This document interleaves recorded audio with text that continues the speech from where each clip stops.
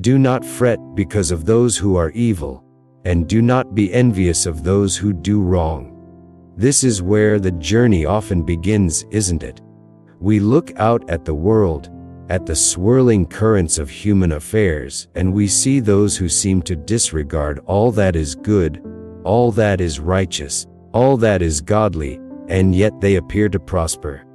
They seem to get ahead. Their lives, from the outside looking in, appear free of struggle, healthy, strong, unburdened by the common cares that weigh on others. They cloak themselves in pride. Their hearts seem callous, their imaginations untroubled by conscience, pushing the boundaries of iniquity. They scoff, they speak with malice, they threaten, their very words claiming dominion over the heavens and the earth, as if God himself does not see, does not know, does not care. It's a deeply unsettling sight, a profound challenge to our faith. If God is just, if he is good, then why does it seem that those who actively oppose him, who exploit others, who live by deception and violence, why do they seem to thrive? This question echoes through the ages, touching the very raw nerve of our own sense of fairness and divine order. We see their apparent abundance, their lack of immediate consequences, and the temptation to fret, to become agitated, to even envy their freedom from perceived constraints, is powerful. We might ask ourselves, like the psalmist, have we kept our hearts pure and our hands innocent in vain? Has living righteously simply led to affliction and daily burdens, while the wicked go on amassing wealth, seemingly free of care? But the ancient wisdom whispers a different truth, a truth that requires looking beyond the immediate horizon, beyond the fleeting successes of this world. It tells us, clearly and with unwavering certainty, that this outward prosperity is but a temporary facade. Like the grass, it will soon wither. Like green plants, it will soon die away. The flourishing of the wicked is short-lived, a fleeting moment in the grand tapestry of eternity. They are placed on slippery ground, poised for a sudden, terrifying ruin. How quickly they are destroyed, swept away by terrors, vanishing like a forgotten dream upon waking. God will despise them as mere fantasies when his day of reckoning arrives. This is the crucial pivot point. Instead of fixing our gaze on the temporary, the unjust, the envy-inducing spectacle of worldly success obtained through ungodly means, we are called to turn our eyes, our hearts, our very being, towards something eternal, something secure, something true. We are called to trust in the Lord. This isn't just a passive acknowledgement of God's existence. It is an active, deliberate posture of the soul. It is to anchor ourselves in the unwavering faithfulness of the Almighty, regardless of the storms raging around us, regardless of the perplexing patterns we observe in the lives of others. To trust in the Lord is to first do good. It is to actively choose the path of righteousness, not as a means to earn favor, but as a natural outflow of a heart anchored in God's goodness. It is to dwell in the land, to live fully in the present, and to enjoy the safe pasture that God provides. This isn't necessarily a promise of worldly ease, but of spiritual security, a deep inner peace that transcends circumstances.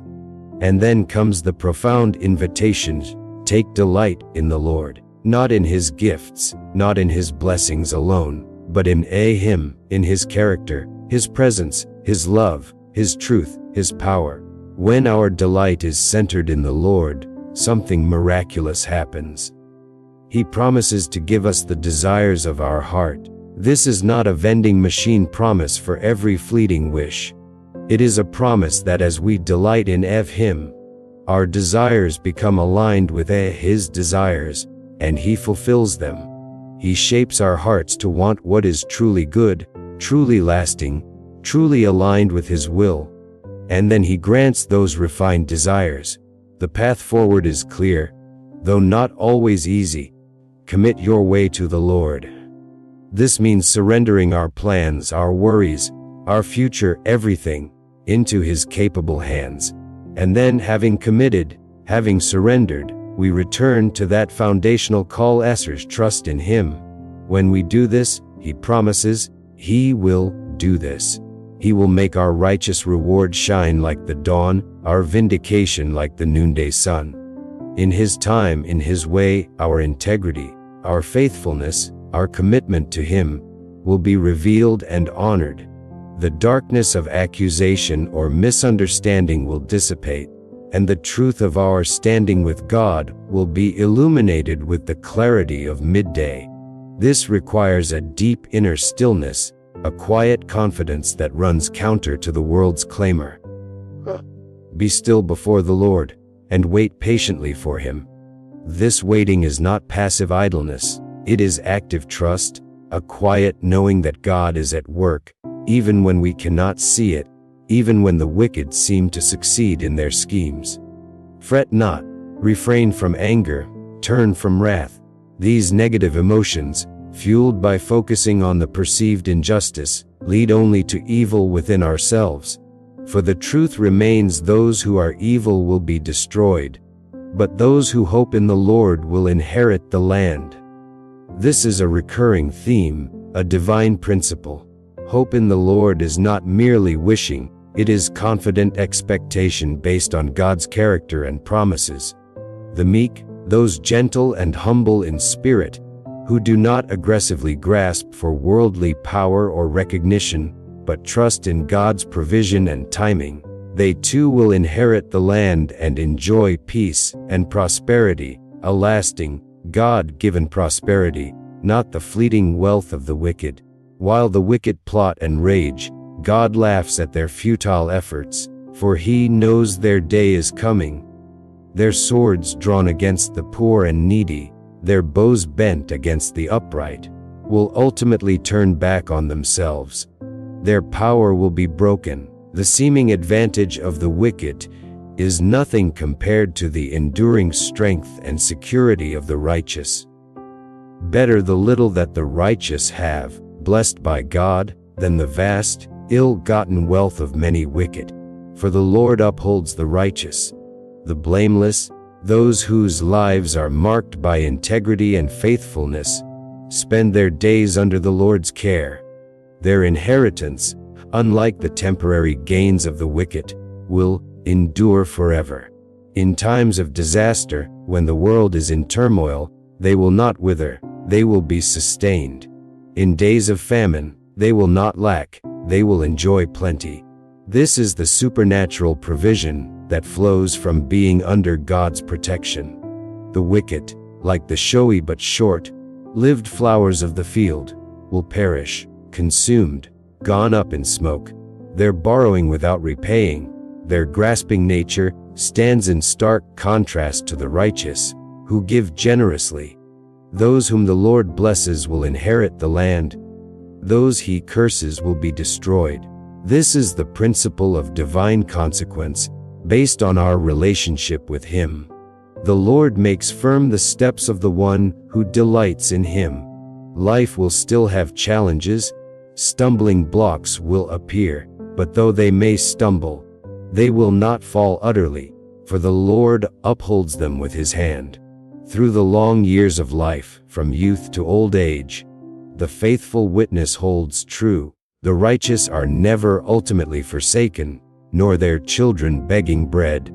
They are characterized by generosity, lending freely, and their children are a blessing. This is the picture of a life rooted in God, bearing good fruit. The call is clear: turn from evil and do good, live in alignment with God's will, and you will dwell in the land forever. The Lord loves the just and will not forsake His faithful ones. Wrongdoers, and even their offspring in their continued unrighteousness, will ultimately perish. The righteous will inherit the land and dwell in it forever.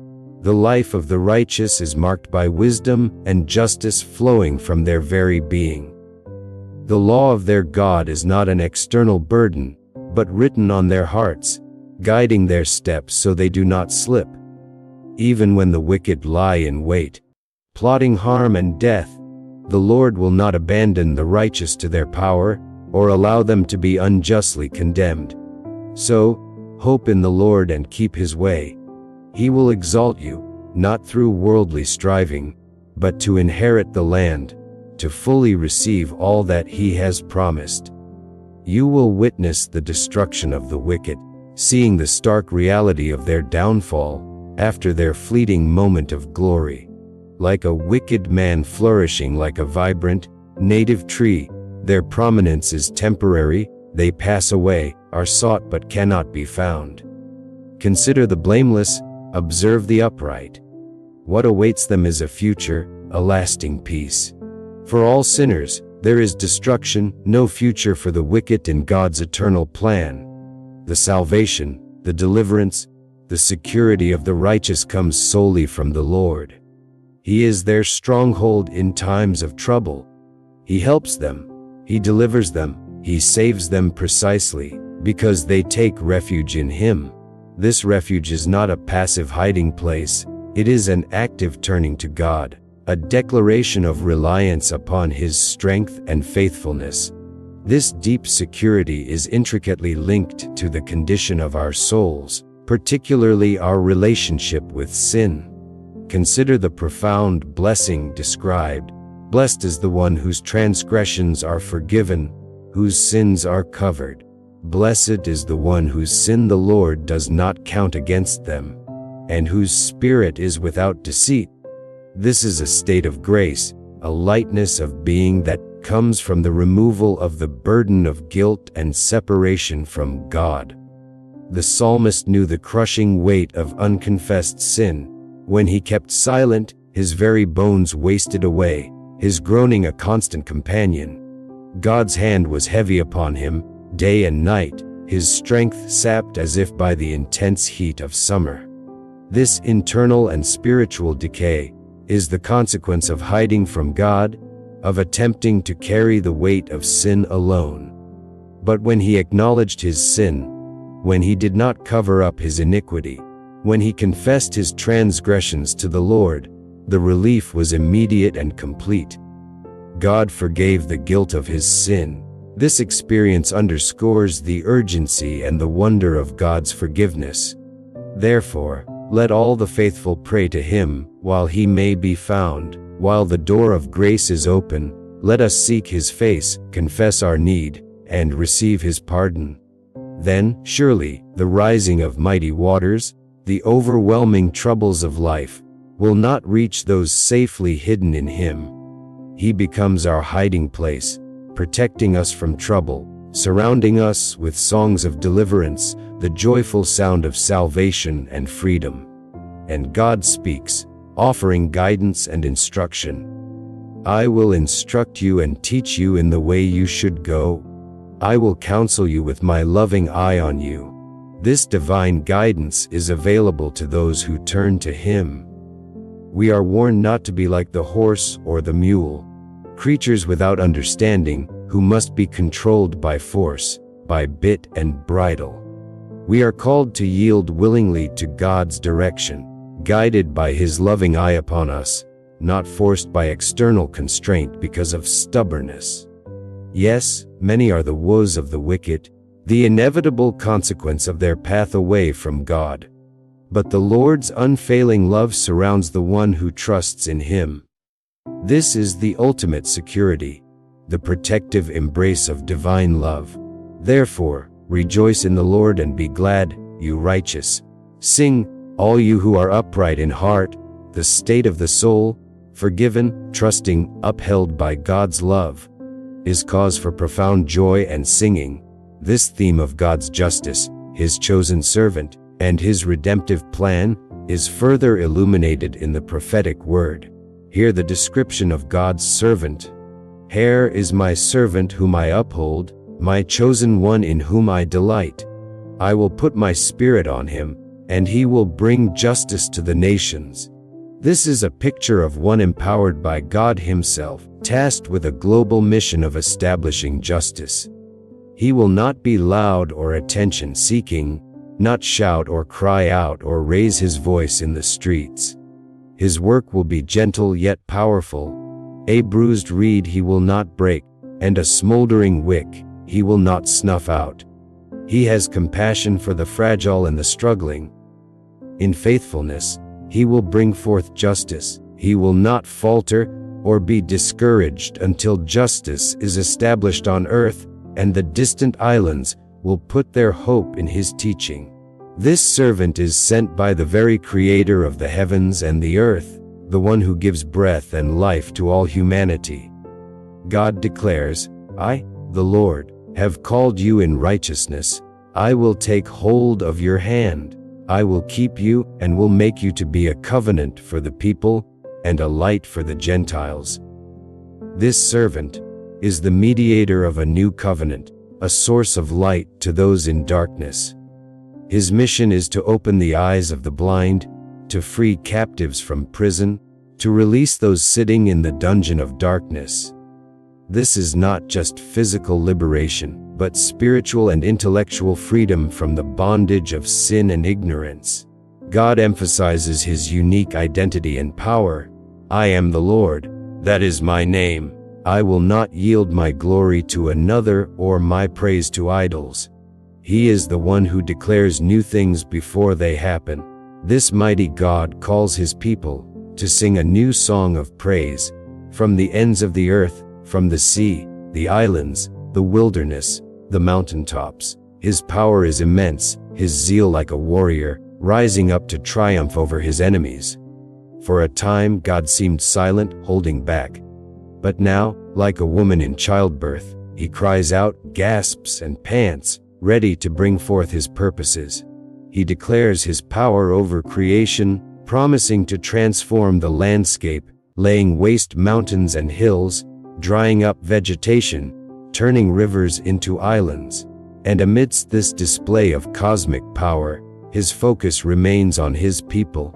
I will lead the blind by ways they have not known. Along unfamiliar paths I will guide them. I will turn the darkness into light before them and make the rough places smooth. These are promises of guidance, illumination, and overcoming obstacles for those who follow him. These are the things I will do. I will not forsake them. But a stark contrast is drawn. Those who trust in idols, who declare mere images to be their gods, will be turned back in utter shame, and a lament is raised over the spiritual blindness and deafness of God's own people. Hear, you deaf, look, you blind and see. They have seen many things, their ears are open, yet they do not listen, they pay no attention. Despite God's desire to make his law great and glorious, this people had become plundered and looted, trapped and imprisoned, because they had sinned against the Lord, refusing to follow his ways or obey his law. Their rebellion had brought upon them his burning anger and the violence of war. They were consumed by flames, yet they did not understand, did not take it to heart.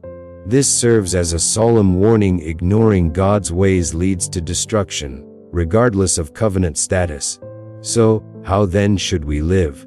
Proverbs offers timeless wisdom, echoing the call to trust and obedience.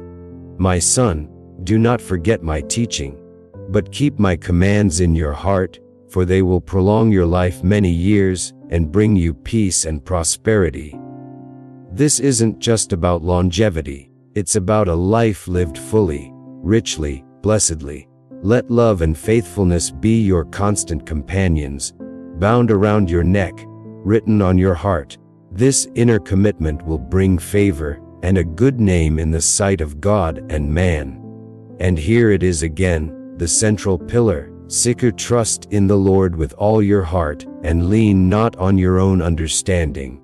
This is a radical call in a world that prizes intellect, logic, and self-reliance above all else. It means acknowledging that God's perspective, his wisdom, his plan, are infinitely superior to our own limited capacity. It requires a humble submission of our intellect and our will. Allah is in all your ways submit to him, and he will make your paths straight. This is not a winding, uncertain journey. It is a path directed and cleared by divine power. Do not be wise in your own eyes. Instead, fear the Lord and shun evil. This healthy respect, this reverence for God, is the beginning of wisdom and the motivation to turn away from wrong. Such a life brings health to the body and nourishment to the bones, a holistic well-being that goes beyond the physical. Honoring the Lord with our resources, giving Him the first fruits, is an act of trust that acknowledges His provision and results in abundance. Barns filled, vats overflowing. Even discipline is a sign of God's love. Do not despise His correction or resent His rebuke, for the Lord disciplines those He loves, just as a father delights in and corrects the son he cherishes. This divine discipline is for our good, shaping us into His likeness. Blessed are those who find wisdom, those who gain understanding. Wisdom is personified as something more valuable than silver, gold, or rubies, more precious than anything we could desire. In her right hand is long life, in her left, riches and honor. Her ways are pleasant, her paths are peace. She is a tree of life to those who take hold of her, bringing blessing to those who hold her fast. This wisdom, this understanding, is not merely intellectual knowledge, it is practical, God-centered insight into how to live. By wisdom, the Lord created the world. By understanding, He established the heavens. His knowledge divided the waters and caused the dew to fall. This same divine wisdom is available to us. Do not let wisdom and understanding out of your sight. Preserve sound judgment and discretion, for they are life, an ornament of grace. With them, you will go safely on your way. Your foot will not stumble.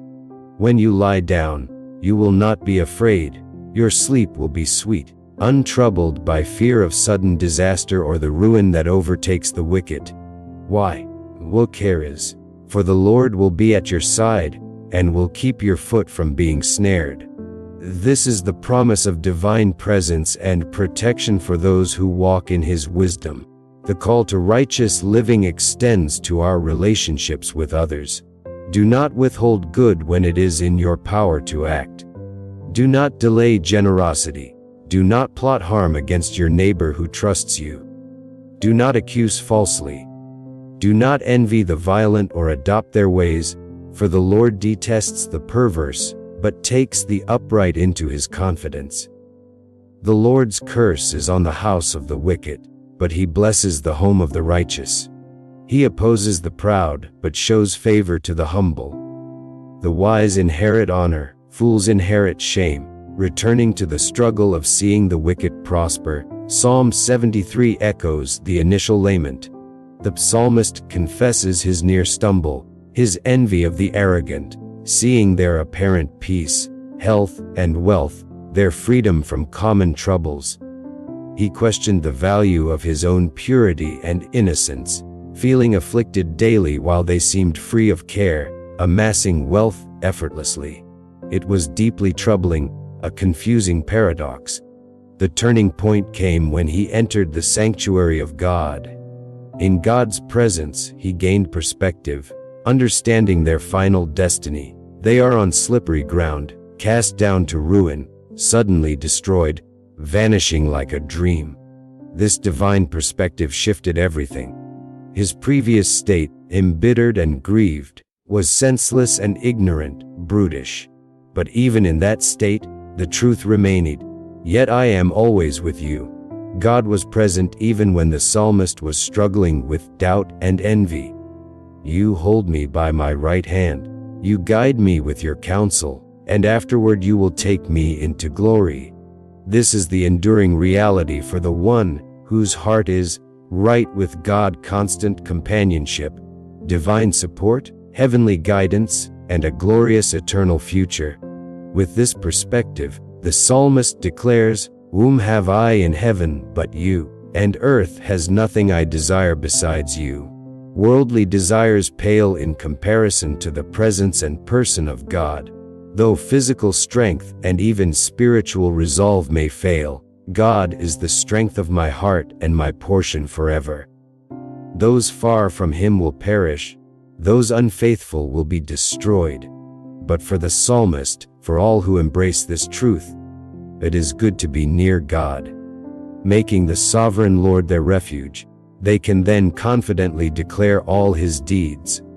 The call to true righteousness, contrasting with superficial observance, is powerfully sounded in Isaiah 58.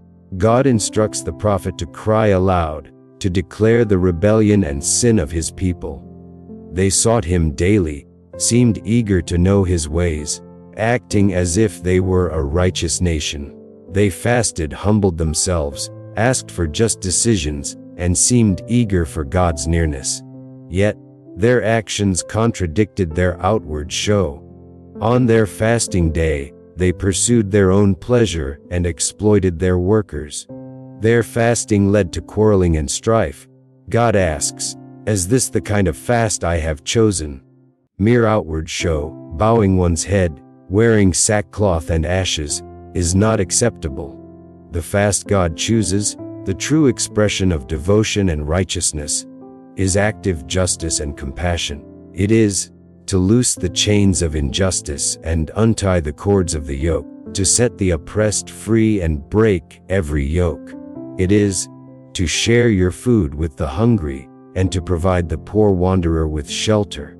When you see the naked, to clothe them, and not to turn away from your own flesh and blood. This is the heart of God expressed through human hands and feet. When this kind of genuine righteousness is practiced, the promises flow. Then your light will break forth like the dawn, and your healing will quickly appear. Then your righteousness will go before you, and the glory of the Lord will be your rear guard. Light in darkness, divine healing, God's presence leading and protecting, these are the fruits of authentic faith expressed in love and justice. Then you will call, and the Lord will answer. You will cry for help, and he will say, "Here am I." Immediate divine response to the cries of the righteous. If you remove oppression, malicious talk, and pointing fingers, and instead spend yourselves on behalf of the hungry, and satisfy the needs of the oppressed, then your light will truly rise in the darkness, and your night will become like noonday. The Lord promises continuous guidance, satisfaction in the direst circumstances, strength, and flourishing like a well-watered garden. Such a people will rebuild ancient ruins, restore foundations, and be called repairer of broken walls, restorer of streets with dwellings. Keeping the Sabbath holy, not pursuing our own pleasure or speaking idle words, is another mark of delighting in the Lord. When we honor his day, we find our joy in him, and he causes us to triumph and feast on our inheritance. The mouth of the Lord has spoken these promises. All these threads of trust, righteousness, justice, security, and God's care find their ultimate focus and fulfillment in Jesus Christ.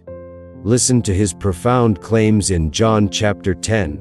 He speaks of the sheepfold, a place of safety and belonging.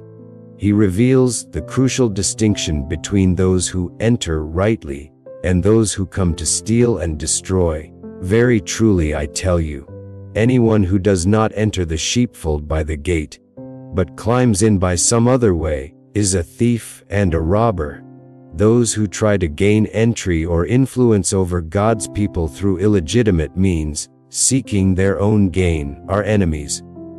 The one who enters by the gate is the shepherd of the sheep. The true shepherd comes with authority and recognition.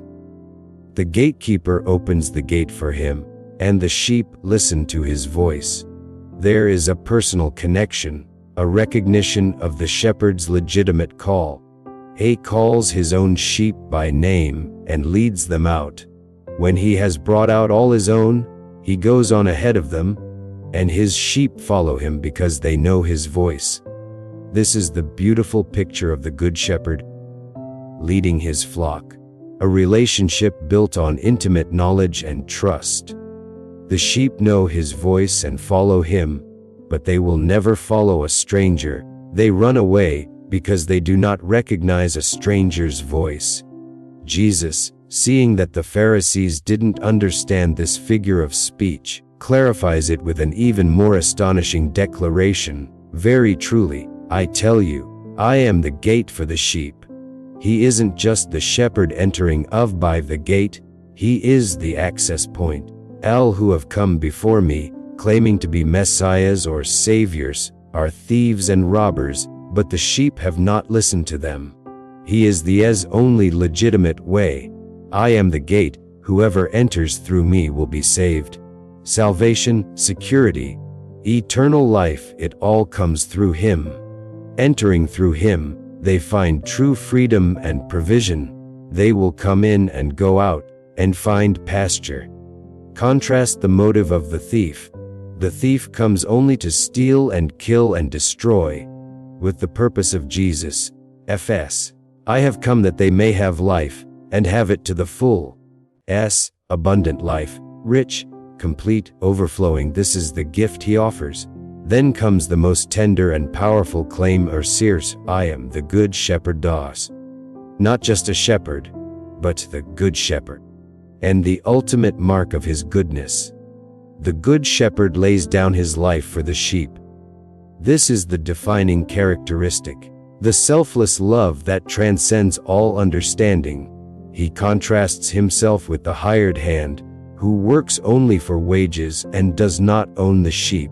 When danger comes, like a wolf, the hired hand abandons the flock, because he cares nothing for them, and the sheep are scattered.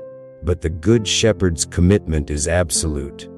I am the good shepherd, I know my sheep and my sheep know me. This mutual knowledge is deep and personal, mirroring the relationship between the Father and the Son, just as the Father knows me and I know the Father. And based on this intimate, divine bond, he reiterates his purpose, and I laid down my life for the sheep. He also speaks of other sheep, not yet in this fold, whom he must bring, and they too will listen to his voice, creating one flock and one shepherd. This points to the inclusion of the Gentiles in God's redemptive plan through Christ. Jesus emphasizes the voluntary nature of his sacrifice. The reason my Father loves me is that I lay down my life, only to take it up again. No one takes it from me, but I lay it down of my own accord. I have authority to lay it down and authority to take it up again. This is not a forced martyrdom, but a sovereign act of love and power, fulfilling the command received from his Father.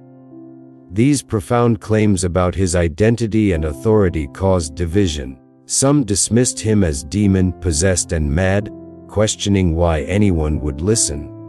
But others recognized the divine power and wisdom in his words and works, asking, "Can a demon open the eyes of the blind?" Later, at the festival of dedication, the Jews pressed him, demanding to know plainly if he was the Messiah. Jesus pointed to the evidence. "I did tell you, but you did not believe. The works I do in my Father's name testify about me."